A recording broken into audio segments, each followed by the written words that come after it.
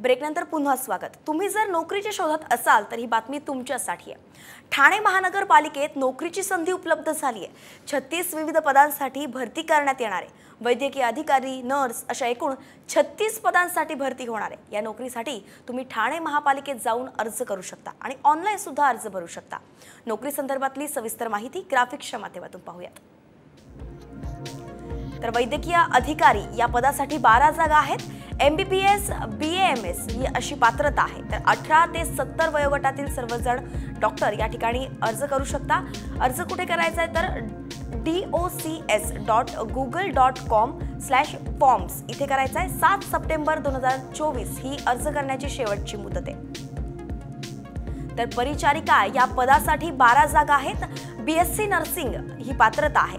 18 ते 65 वयोगटातील सर्वजण docs.google.com/forms इथे 7 सप्टेंबर 2024 पर्यंत अर्ज करू शकता।